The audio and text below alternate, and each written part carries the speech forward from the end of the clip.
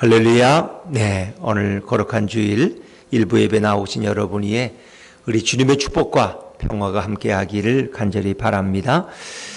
우리 좌우의 분들과 이렇게 한번 더 인사하시죠. 예수님은 오늘도 새 힘을 주십니다. 시작. 예수님은 오늘도 새 힘을 주십니다. 네.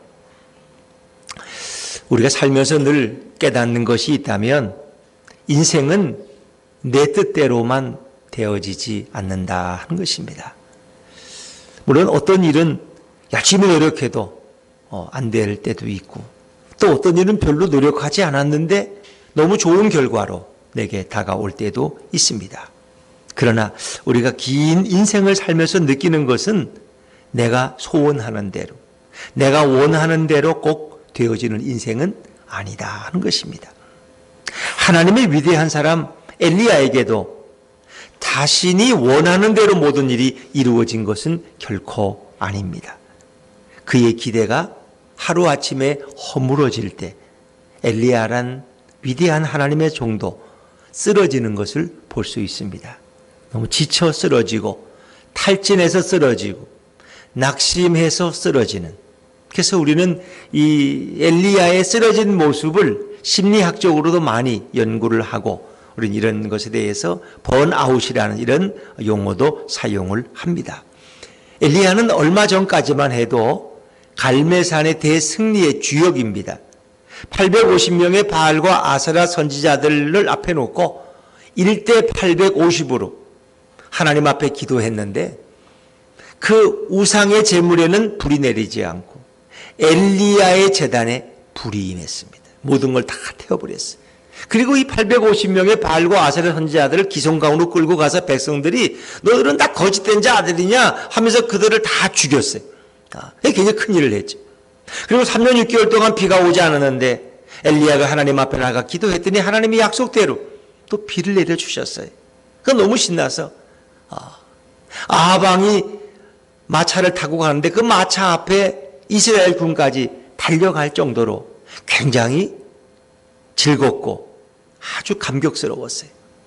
그런데 문제는 그 다음날 보니까 불이 임하고 비가 왔는데도 세상은 변하지 않았다는 것입니다.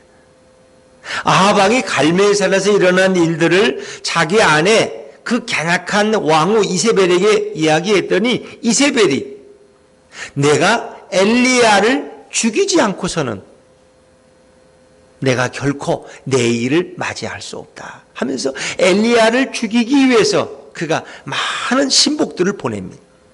엘리야는 더 이상 이제 이스라엘 땅에 있을 수가 없어요. 그런 놀라운 기적을 행하고 하나님의 살아계심을 만천하에 공개했지만 세상은 바뀌어지지 않았다는 것입니다.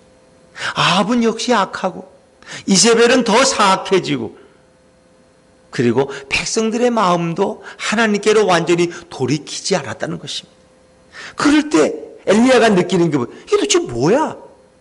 내가 이렇게까지 했는데 세상은 하나도 바뀐 게 없잖아. 역시 악이 득세하고 아직도 우상을 숭배하고 있잖아. 오히려 내 생명을 쫓고 있잖아. 이것이 엘리야에게는 매우 낙심된 일이었습니다. 그는 이 연속의 과정을 거치면서 매우 육체적으로도 피곤해 있었고 영혼은 갈급해 있었습니다. 거기에 그가 기대했던 것들이 하루아침에 허물어질 때 엘리야도 함께 지쳐 쓰러지게 됩니다. 그리고 엘리야는 이제 생명을 보존하기 위해서 광야로 도망가서 브엘세바의 로뎀나무 아래에 누워서 죽기를 간구합니다. 여호와여 넉넉하오니 지금 내 생명을 거두소서. 자, 우리 3절과 4절 말씀을 다시 한번 읽어볼까요? 3절과 4절입니다. 시작. 그가 이 형편을 보고 일어나 자기의 생명을 위해 도망하여 유다에 속한 브엘세바에 이르러 자기의 사환을 그곳에 머물게 하고 자기 자신은 광야로 들어가 하룻길쯤 가서 한 로뎀나무 아래에 앉아서 자기가 죽기를 원하여 이르되 여호와여 넉넉하오니 지금 내 생명을 거두시옵소서. 나는 내 조상들보다 낫지 못하니이다 하고. 내 조상들에 비하면 나는 그들은 안 것이 아무것도 없습니다. 그 모세의 위대함에 비하면 나는 너무나 열등합니다. 스스로 열등감에 빠지는 거예요. 내가 해봤자 되는 게 없다는 거예요. 거기다 육신적으로 그런 너무 피곤하고 쇠잔해지고 영혼은 곤고해지고 그리고 너무나 큰 실망과 낙심 가운데 자신의 생명 하나를 건지기 위해서 도망가는 자신의 모습을 보니 너무 꼴이 우스운 거예요. 그런 로덴나무라는 게 큰 고목나무가 아니고 그저 한 1.5m에서 2m 정도 되는 이런 덤불나무 같은 거예요. 그나마 그게 있기 때문에 햇빛을 피할 수 있는 거예요. 그 밑에 누워서 나를 죽여달라고. 선지자가 스스로 자살할 수는 없으니까 나를 죽여달라고. 하나님이 내 생명을 걷어가 달라고. 그렇게 그는 지금 하나님 앞에 간구하고 있는 그 엘리야의 초라한 모습을 우리는 볼 수 있습니다. 자, 이거 보니 말이 안 되는 것 같아. 그래도 어제는 그 엄청난 백성의 영광의 주인공이었는데 그렇게 혁혁한 승리를 거뒀고 아합과 바알과 아세라의 선지자들을 그렇게 몇백 명을 무찌른 그가 지금 자기 생명을 위해 도망가다가 그것도 못해서 죽기를 간구하고 있다니 어떻게 이럴 수 있는가?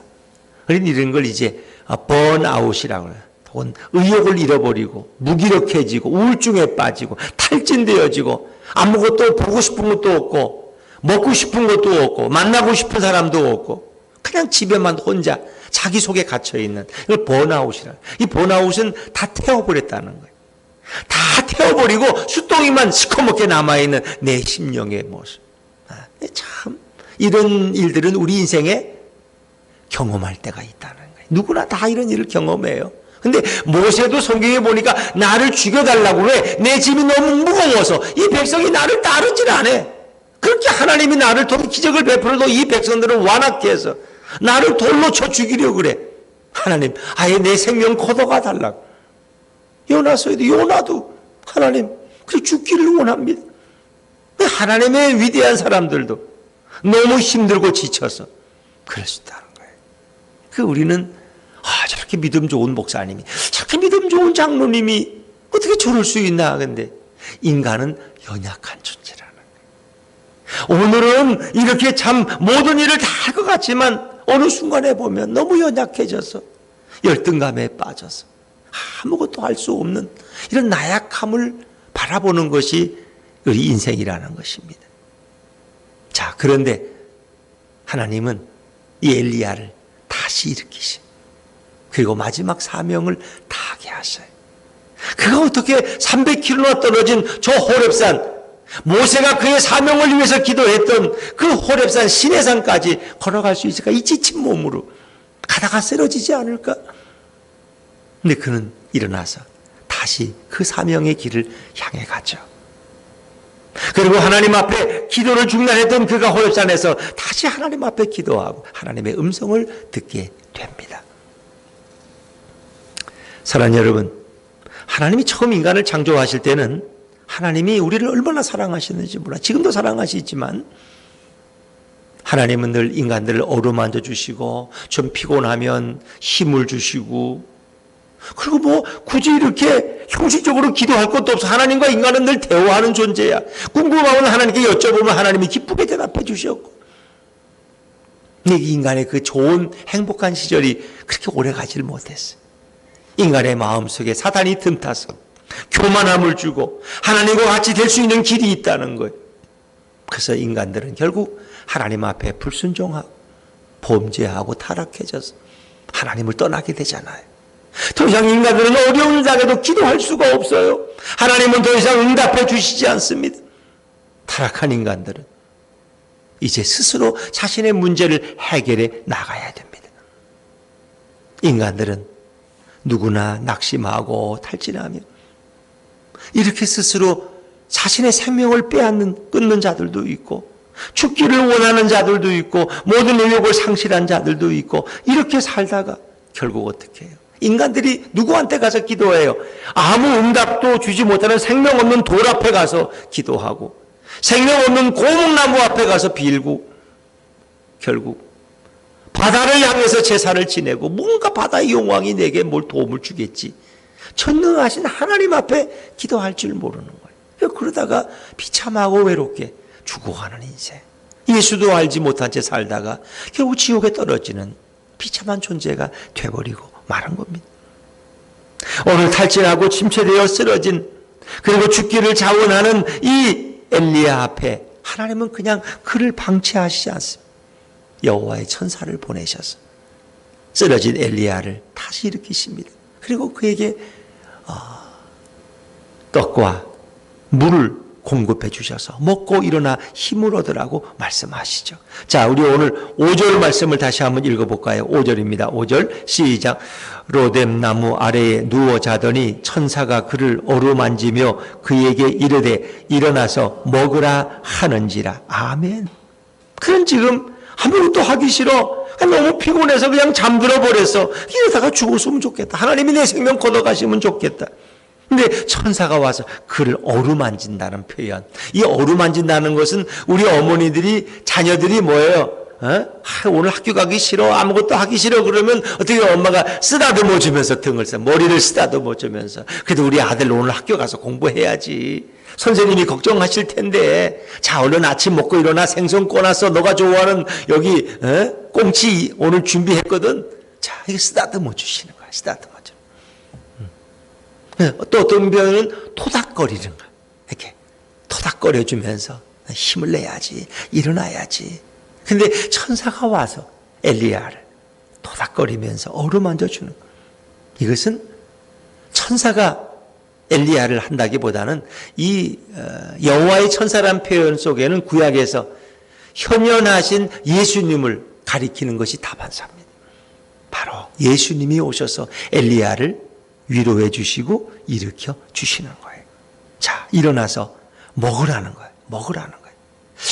그래서 이 한 끼 따뜻한 식사가 얼마나 많은 사람들에게 감동을 주는지 몰라요, 여러분. 그러니까 이렇게 좀 뭔가 이렇게 신앙생활이 뭔가 희미해지고 힘을 내지 못하고 뭔가 이렇게 기쁨을 잃어버릴 때 집사님 기도해야지. 그렇게 집사님이 그렇게 시원치 않으면 어떡해? 내가 또 새벽에 나와요. 이렇게 말하는 것보다는 뭐예요? 집사님 시간 괜찮아? 나하고 밥 한 번 먹자. 이게 훨씬 좋다는 거예요. 나하고 밥 한 번 먹자. 사람들은 힘들고 어려우면 밥도 안 먹어. 밥도 먹는 동 마는 동 하고 뭐 돌멩이 씹는 것 같고 모래 씹는 것 같고 그래. 또 자기가 뭐 그렇게 무슨 밥맛이 있다고 요리를 해서 그걸 또 만들어 잘 먹겠어. 그냥 있는 대로 그냥 물에 말아서 그냥 대충 때우고 하루 살. 그런데 그 누군가가 내가 이렇게 힘들어할 때 나하고 밥 한 끼 먹자. 그 데리고 가서 따뜻한 밥으로 이렇게 준비해 줄 때 그 밥을 먹으면서 힘을 얻고 고마움을 느끼면서 야, 그래도 나에게 옆에 이런 사람이 있다니. 그것이 그에게 큰 위로가 되는 거예요. 그래서 이 따뜻한 밥 한 끼 얻어먹고 용기를 얻은 사람이 생각보다 너무 많다는 거 아세요? 너무 많아요. 이게 참 놀라운 거예요. 옆집에 이렇게 새신자가 그냥 밥도 안 먹고 아프다고 들어 누워 있는데 이 구역장 지자님이 보니까 이게 안 되겠어. 그래서 자기 집에 불러다가 그냥 생선을 꺼가지고 이렇게 놓으면서 있는 거 없는 거 다 내놓으면서 나도 오늘 아침 안 먹었는데 나하고 같이 식사 함께 하자고 이렇게 해서 억지로 먹인 힘을 내는 거예요. 참 이게 먹는다는 게. 그래서 오늘 성경에도 일어나서 먹으라는 거예요. 일어나서 먹으라는 거예요. 뭐야 힘을 내고 힘을 내야지 사명을 감당할 거 아니냐. 안 그래요? 참 하나님의 방법은 놀라워. 6절 한번 읽어볼까요? 6절입니다. 시작. 본즉 머리맡에 숯불에 구운 떡과 한 병 물이 있더라. 이에 먹고 마시고 다시 누웠더니 머리맡에 숯불에 구운 떡과 한 병 물이 숯불에 구운 떡. 자, 그리고 다시 그럼 또 누워버렸어. 그랬더니 거기서 포기하는 게 내가 깨웠는데 안 일어나 건방지게 아니야. 다시 오셔서 우리 예수님은 다시 오셔서 다시 이렇게 세우는 거야. 자, 7절입니다. 7절 한번 읽어보죠. 7절 시작. 여호와의 천사가 또 다시 와서 어루만지며 이르되 일어나 먹으라. 내가 갈 길을 다 가지 못할까 하노라 하는지라. 300km나 되는 호엽산까지 이 뜨거운 광야길을 모래 사막길을 태양빛 아래서 걸어가야 되는데 이거 먹지 않고 어떻게 가냐는 거예요. 일어나서 먹으라는 거예요. 일어나서 다시. 이 말이 참 중요해요. 또 다시 오셔서 한 번 권했는데 안 되는 거야. 또 다시 오셔서 또 다시 먹이시고 격려하시면서 어루만져 주셨다는 거예요. 참 예수님의 사랑이 너무 놀랍지 않습니까? 우리 예수님은 바로 이런 분이에요. 현현하신 그리스도가 엘리야를 찾아오신 거예요. 그리고 그를 일으키시고 다시 그 사명을 감당하는 자리에 세워주신 분이 우리 예수님. 이렇게 엘리야를 이 탈진과 낙심 가운데 일으키신 그 예수님은 오늘 저와 여러분을 찾아오셔서 우리를 낙심 가운데 일으키실 줄로 믿습니다. 성경은 바로 그 얘기를 하고 있는 거예요. 우리 예수님은 누구예요? 인성과 신성을 다 가지고 계신 전능하신 하나님이세요. 하나님은 신성만 가지고 계시지만 그분이 인간의 몸을 입고 이 땅에 오셔야 했기 때문에 그런 완전한 인성을 가지셨어요. 그래서 예수님도 인성을 가지셨기 때문에 인간의 한계를 때로 가지고 있었고 배고프시고 또 졸리기도 하시고 때로는 배에 고물에서 주무시기도 하시고 야 내가 배고프다 너희들 가서 좀 먹을 거 좀 구해와라. 그거 왜? 인성을 가지신 예수님이니까. 예수님도 우리가 겪을 수 있는 그런 고난과 아픔과 낙심과 굶주림을 다 겪으신 분이에요. 그런데 예수님은 하나님이세요. 그분은 완벽한 신성을 가지고 계시기 때문에 그분은 어떤 일을 절대 하고자 하시면 절대로 그것을 중단하는 법이 없어요. 반드시 그 일을 이루실 수 있는 돌이키시는 분이 아니에요. 그 좋으신 예수님께서 저의 곁에 있다면 우리들을 찾아오셔서 우리들을 어루만지시며 일으키신다면 여러분 얼마나 힘이 나고 좋겠습니까? 엘리야를 일으키셨던 그 예수님이 오늘 우리들의 영혼을 어루만지시고 오늘들의 육체에 새 힘을 부어주시기를 원하시는 것입니다. 그래서 예수님은 하나님이시기 때문에 그가 우리를 위로하시면 우리는 금방 힘을 얻을 수 있어요. 그분이 우리를 어루만지시면 세상의 낙심은 문제될 것이 없어요. 왜? 그분은 하나님이시니까 우리의 생명의 근원자가 되시고 우리의 뿌리가 되시기 때문에. 근데 예수님은 우리를 구원하시기 위해서 그분도 때로는 힘들고 어려운 이런 고난의 과정을 거치기도 하셨어요. 예수님이 우리 인류를 구원하기 위해서 겟세마네 동산에서 기도하시잖아요. 근데 그게 이렇게 그분이 하나님이시지만 인성의 한계를 가지셨기 때문에 그분이 우리를 위한 기도, 세상의 구원을 위한 기도, 그리고 당신이 십자가를 져야 되는 그 고난 앞에서 그분은 정말 절실하게 기도하셨어요. 심지어 땀이 흐르는데 그 얼마나 열심히 땀 흘리며 기도하셨는지 힘써서 땀이 땅에 떨어지는 핏방울 같았더라 그랬어요. 자, 누가복음 22장 44절. 누가복음 22장 44절을 먼저 한번 읽어볼게요. 시작. 예수께서 힘쓰고 애써 더욱 간절히 기도하시니 땀이 땅에 떨어지는 핏방울 같이 되더라. 예수님은 우리를 위해서 그렇게 뜨거운 마음으로 기도하신 분이에요. 그러니까 예수님이 우리를 구원한다는 것은 그냥 쉽게 되어지는 게 아니에요. 그분도 하나님 앞에 자신의 죽음을 위해서 십자가에 그분이 죽으셔야만 우리 인간의 죄가 용서받고 우리가 구원받을 수 있기 때문에 하나님 앞에 나아가서 자신이 죽음을 위해서 그렇게 간절히 힘쓰며 기도하셨어요. 그리고 예수님 자신도 인성의 한계를 가셨기 때문에 힘들 때 하나님이 천사를 보내서 예수님을 도우십니다. 자, 누가복음 22장 43절 말씀, 위의 말씀 한번 읽어볼게요. 시작. 천사가 하늘로부터 예수께 나타나 힘을 더하더라. 예수님 겟세마네 동산에서 그 인류의 구원을 위해 기도하는 시간은 결코 쉬운 시간이 아니었어요. 예수님 너무너무 힘들어요. 그래서 다른 복음서에 보면 내 마음이 지금 너무 힘들어서 죽을 지경이라는 거예요. 예수님.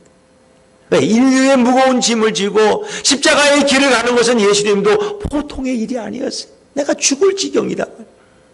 그러니까 그 힘든 기도의 싸움을 하실 때 어떻게 해요? 하나님은 천사를 보내서 예수님을 도우시는 거야. 근데 그 비천한 천사가 어떻게 예수님을 돕겠어요? 하나님이 천사를 통해서 예수님께 힘을 공급한 줄로 믿습니다. 그 어떤 분들은 그래. 그 기도가 뭐 그 어려운 거냐고. 그거 슬슬 놀면서 그 기도하는 거지. 여러분, 기도가 노동보다 더 힘들다는 거 아세요? 기도 1시간 하겠어요? 노동일을 1시간 하겠어요, 여러분? 노동일 1시간이 훨씬 쉽다는 거 아세요? 기도 1시간이 얼마나, 그것이 진정한 기도라면 자기의 마음과 영혼을 다한 그 1시간은 노동의 10배의 에너지를 가져가는 거예요. 기도하다가 너무 힘들면 지치는 거예요. 힘도 없지만. 여러분 볼 때 목사가 설교 뭐 30분 하는 거 저거 별 것도 아닌 것 같아. 저거 대충 쉬다가 와가지고 그냥 이렇게. 목사가 이렇게 설교 30분 1시간 하는 게요. 노동자의 일하는 것보다 3배, 4배의 에너지가 소모된다는 거 아세요? 근데 우리는 그냥 목사가 말 잘하니까 그냥 좀 떠들면 시간도 잘 가고 우스갯소리도 한 번 하고 뭐 그러기 쉬움 참 목사처럼 쉬운 일이 어디 있어요? 이렇게 생각해. 기도하는 것처럼 쉬운 일이 어디 있어? 아니, 기도는 노동보다 힘들고 설교는 노동자의 에너지보다 더 많은 에너지가 소모되는 것이 바로 설교다. 왜? 하나님의 말씀을 전하는 일은 그렇게 쉬운 일이 아니라는 것입니다. 예수님께서는 자신도 힘든 기도의 싸움 앞에 하나님의 도움을 받았듯이, 그리고 제자들이 지쳐 쓰러질 때 그들을 일으키십니다. 자, 우리 마가복음 14장 37절부터 40절까지, 마가복음 14장 37절부터 우리 한번 같이 천천히 읽어보죠. 시작. 돌아오사 제자들이 자는 것을 보시고 베드로에게 말씀하시되 시몬아 자느냐 내가 1시간도 깨어 있을 수 없다냐 시험에 들지 않게 깨어 있어 기도하라 마음에는 원이로되 육신이 약하도다 하시고 계속해서 다시 나아가 동일한 말씀으로 기도하시고 다시 오사 보신즉 그들이 자니 이는 그들의 눈이 심히 피곤함이라 그들이 예수께 무엇으로 대답할 줄을 알지 못하더라. 아멘. 그래서 베드로와 야고보 요한을 특히 가까이 두시고 예수님은 겟세마네 동산에 십자가를 지기 전날 이렇게 기도하시는데 지하들이 깊은 잠에 빠져 있어요. 예수님은 아셨어요. 너희들이 지금 기도하지 않으면 너희들이 큰 시험을 당할 것을 알았어요. 시험에 들지 않게 깨어있어 기도하라. 예수님은 제 아들이 시험에 넘어지지 않기를 바라는 마음으로 그들을 가서 어루만지시고 깨우시고 일으키십니다. 지금은 기도할 때라는 거예요. 근데 한 번, 두 번, 세 번 계속 그래도 제 아들이 워낙 피곤한지라 그들은 다 코를 골며 자고 있는 거예요. 예수님이 3번씩이나 그들을 어루만지시며 일으키십니다. 예수님은 지자들이 넘어지지 않도록 그들을 일으키시고 깨어 기도하도록 그들에게 힘을 주시는 분이 우리 예수님이셨습니다. 왜? 엘리야를 그 참담한 가운데 힘을 주시고 일으키신 분이 우리 예수님. 또 베드로가 이제 그 후에 어려움을 당하죠. 자신이 큰 장담을 하면서 다른 사람은 예수님을 다 모른다 그래도 나만은 절대 아니다. 다른 사람이 다 배신을 해도 나는 결코 그렇지 않을 거야 하고 장담했지만 그 장담하던 베드로가 보기 좋게 넘어졌어요. 어린 계집종 앞에서 내가 예수를 모른다고 심지어 저주까지 하면서 욕을 하면서 예수를 3번이나 부인했어. 너무 부끄러웠어. 자신이 말했던 것이 너무 부끄러워 창피해서 그는 설 수가 없었어. 저 디베라 바닷가에 가서 친구들하고 고기잡이나 하고 있어. 아무 생각 없는 거예요. 그냥 아무 생각 없이 고기만 잡고 있는 거예요. 뭘 해야 될지도 몰라. 근데 예수님이 그 새벽에 찾아오셨어. 한 마리도 잡지 못하는 베드로에게 오른쪽에 그물을 던져라. 그랬더니 153마리가 잡혔어. 그래서 153 모나미 볼펜이 생긴 거 아니에요? 그리고 베드로를 불러서 여기 와서 조반을 먹어라. 그리고 떡과 생선을 구워서 그에게 주시는 거야. 먹고 힘을 내라는 거예요. 자, 우리 요한복음 21장 12장 12절 13절 우리 자막에 한번 같이 읽죠. 시작. 예수께서 이르시되 와서 조반을 먹으라 하시니 제자들이 주님이신 줄 아는 고로 당신이 누구냐 감히 묻는 자가 없더라. 예수께서 가셔서 떡을 가져다가 그와 같이 하시니라. 아멘. 낙심한 베드로, 사명을 잃어버린 베드로, 예수님 앞에 감히 설 수 없는 베드로. 예수님 어떻게 해요? 구운 생선을 주시고 떡을 주시며 일어나서 먹고 힘을 내라는 것입니다.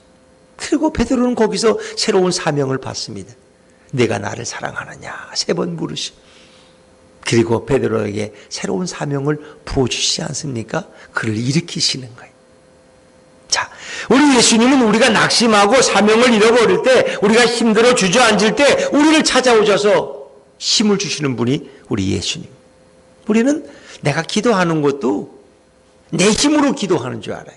내가 거룩하고 경건해서 열심히 있어서 이렇게 기도하는 줄 알아요. 아니에요. 여러분, 내 힘으로 기도할 수 없어요.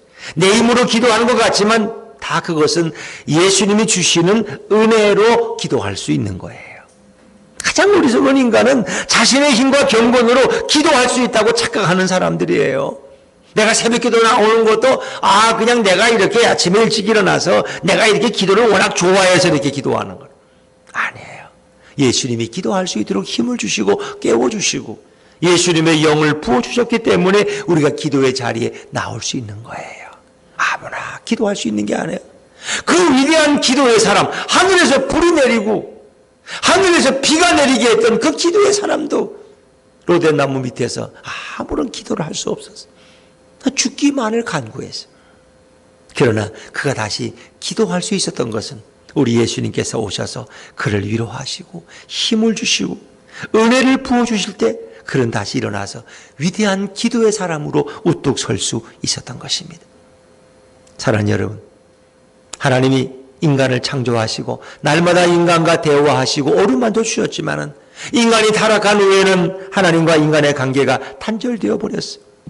인간들은 아무런 응답도 문제도 해결할 수 없는 바위 앞에서 나무 앞에서 돌 앞에서 간구하는 어리석은 존재가 된 거예요. 그러니까 하나님께서 너무 안타까우셔서 예수님을 이 땅에 보내셔서 죄인들이 다시 하나님 앞에 나와서 하나님과 대화할 수 있는 길을 열어주셨어요.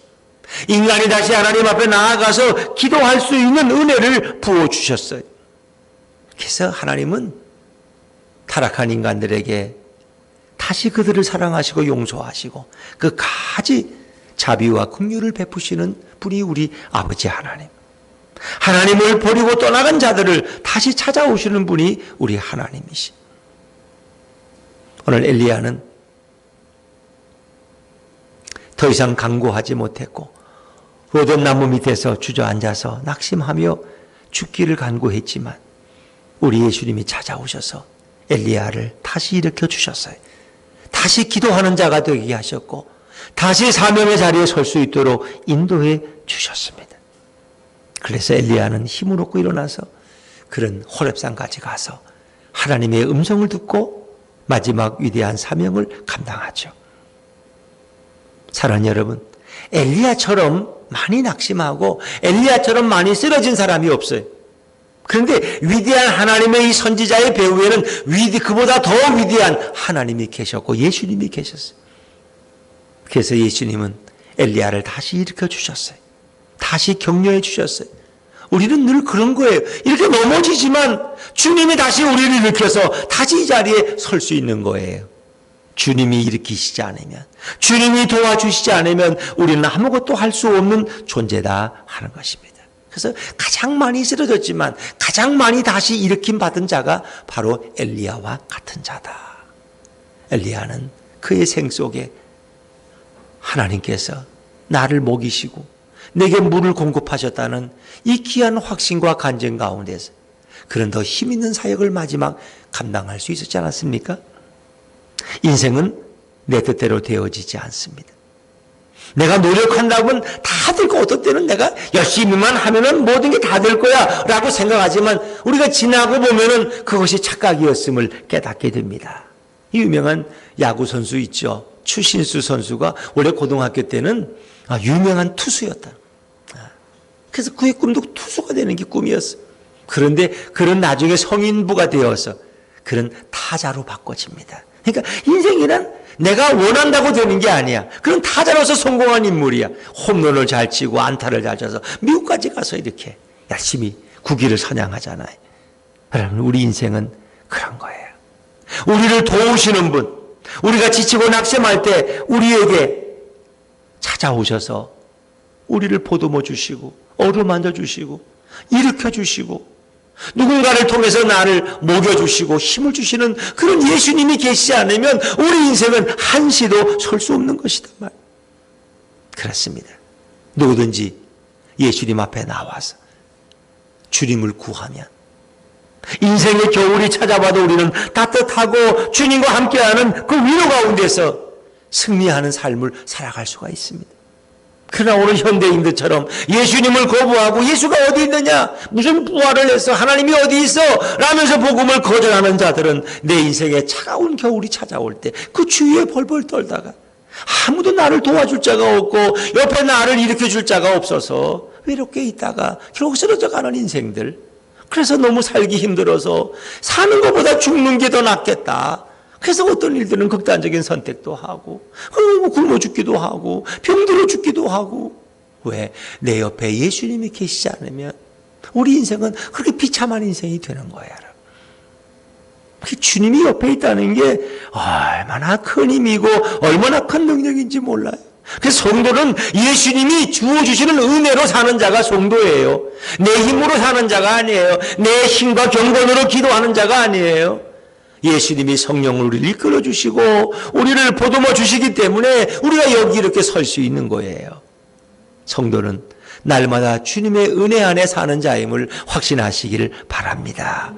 성도는 자신을 찬양해서는 안 되고 주님을 찬양해야 되는 거예요. 왜? 나를 일으키시고 내 옆에 계시고 나를 떠나지 아니하시는 그 예수님이 얼마나 좋은 분인가. 어떤 때는 내가 잘났지, 내가 잘났어, 내가 원래 초등학교 다닐 때부터 우등생이었거든, 내가 어린이집에서부터 벌써 상 받은 사람이야, 이렇게 자신을 굉장히 먹는 사람이 있어요.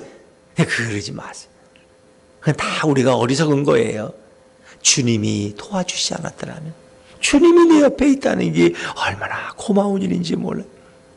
내 인생에 가장 힘들고 어렵고 낙심될 때 우리를 결코 떠나지 아니하시고 우리를 도우시고 그리고 우리를 어루만지시고 다시 일으켜주시는 그 예수님이 없다면 내 인생 어떻게 살겠어요? 우리 그리스도인들이 가장 많이 부르는 찬송 중에 하나가 뭔지 아세요, 여러분? 찬송가에 있는 찬송 중에 가장 많이 부르는 찬송 한번 얘기 좀 해보세요. 뭐 찬송을 또 불러야지 또 뭐 생각나는 게 있지. 근데 한번 이렇게 설문조사를 했더니 우리 한국의 그리스도인들이 제일 많이 부르는 찬송이 382장인가요? 나의 갈 길 다 가도록. 나의 갈 길 다 가도록 예수 인도하시니 어려운 일 당할 때에 족한 은혜 주시네. 물론 이제 만사형통하리라 1절은 그렇지만 2절의 가사를 보면 나의 갈 길 다 가도록 예수 인도하시니 어려운 일을 당한 때에 족한 은혜 주시네. 나는 심히 고단하고 영혼 매우 가라나 나의 앞에 반석에서 샘물 나게 하시네. 내가 피곤해서 쓰러질 때 다시 일어날 수 있는 족한 은혜를 주시고, 내가 심히 고단하고 목말라서 가랄 때 내 앞에 반석이 터져서 나로 하여금 마시게 하시는 분이 바로 우리 예수님이에요. 나의 갈 길 다 가도록 예수 인도하시니 그의 사랑 어찌 큰지 말로 할 수 없도다. 이 나의 갈 길 다 가도록을 제일 많이 부른대요. 한번 집에 가셔서 그냥 혼자 한번 불러보세요. 그 가사가 하나하나가 얼마나 내게 의미가 있는지. 족한 은혜 주시고 샘물 터지게 하시고 내게 힘을 주시는 분이 바로 우리 예수님이에요. 저도 목회하면서 이렇게 힘들 때도 많이 있었죠. 제가 2015년인가 그때는 이제 노회에서 재연수라고 해서 목사님들이 이제 안식년 말고 한 달씩 이렇게 교회를 좀 떠나서 가서 공부도 하고 기도도 하고 쉴 수도 있도록 이렇게 좀 그런 혜택을 제가 있던 서울 남노회에서는 준 적이 있어요. 그래서 노회에서 이렇게 몇백만 원씩 준비해서 목사님들이 좀 이렇게 한 번씩 좀 가서 기도도 하고 새로 배우고 재충전할 수 있도록. 마침 그런 기회가 와서 저희 아내와 같이 이제 그 하와이 코나이 두 번째 방문을 했는데 그때 사실은 제가 굉장히 힘들었어요. 몇 년 동안 이 역류성 식도염이 있어가지고 아침 먹고 돌아서면 금방 배고픈 거야. 그 뭔가 또 먹어야 돼. 근데 먹는 김에 초콜릿 아니면 과자 부실하게 먹으니까 그게 뭐 좋은 게 아니잖아요. 그게 또. 근데 먹으면 금방 배고파. 왜? 위산이 너무 많이 나와가지고 이제 이 역류식이 그래서 무서운 거예요. 그리고 또 한 가지가 특징이 목소리가 빨리 쉬어요. 역류성 식도염이 걸리면. 목소리가 쉬어서 찬송을 잘 부르기 힘들고, 그때 제가 1부, 2부, 3부, 청년부 설교할 때는 4부까지 했는데, 뭐 1부, 2부가 나오면 3부 때는 목이 너무 힘들어서 찬송을 거의 못 불러요. 굉장히 힘들어요. 신방 가는 것도 힘들고 모든 것이 새벽 기도는 뭐 더 힘들고 그래서 그냥 아예 그냥 찬송은 우리 부목사님이 부르고 난 설교만 하고 그렇게 지금은 많이 좋아진 거예요. 이렇게 찬송을 두고 어떨 때는 부를 수 있다는 게 이게 말이에요. 아침에 여러분 이 정상적인 사람도 아침에 찬송 부르는 건 쉽지가 않아요. 자다가 일어나서 부른다는 게 근데 제가 이렇게 지금 부르는 건 정말 하나님의 은혜예요. 이렇게 부르세요. 그리고 이게 목회도 뭐 늘 제 뜻대로 되는 건 아니고 제가 기대했던 대로 이렇게 되는 거예요. 그 지역이 이렇게 재개발되면서 또 많은 분들이 거의 뭐 교인의 한 40% 이상은 다 이사를 가고. 근데 재개발 지역은 이사는 가지만 들어오는 사람은 없다는 거 아세요? 그럼 빈집으로 남아있어. 그리고 재개발이 또 빨리 되는 것도 아니야. 자기들끼리 싸우느라고 이게 몇 년씩 걸려. 에이, 참. 그렇다고 뭐 멀리 이사 가신 그 어르신들 이제 신길동은 좀 노인들이 좀 많으셨어요. 노인 그 퍼센티지가 신길동 전체에도 보면은 굉장히 많아요. 거의 뭐 20% 이상이 거기는 60세 이상 된 노인들이. 근데 이분들이 멀리 가면은 못 오시지. 차가 있는 것도 아니고 뭐 건강이 좋은 것도 아니고. 그럴 때 굉장히 좀 힘들게 느껴질지. 그게 너무 지치고. 그래서 제가 그때 그런 생각했어요. 내가 그때 집만 한 채 있으면 그냥 좀 쉬었다가 내가 다시 목회했으면 좋겠다. 근데 사택을 떠나면 갈 곳이 없는 거야. 집이 없어서. 또 우리 아내가 뭐 좀 돈을 버는 사람이라면 내가 또 아내를 의지하고 좀 한 6개월 쉬었으면 좋겠는데 그럴 수도 없어. 우리 아내는 그냥 커피만 맨날 열심히 해야지. 그게 수입이 안 되는 거야. 그게. 아내가 뭐 교사나 약사나 뭐 의사나 그러면 그분들이야 뭐 얼마나 6개월 목회 안 해도 쉬지. 근데 또 하나님이 저한테 또 이런 부인을 또 이렇게 만나게 한 것도 복이죠. 그러니까 저를 또 늘 의지하잖아. 자기가 벌이가 없으니까. 안 그래? 여자들은 벌이가 있으면 자기가 큰 소리 친다는 거 아세요? 뭐, 니 가봐라. 나도 뭐로 먹고 산단 말이야. 내가 전문직인데. 근데 우리 아내는 저거 없으면 또 안 돼.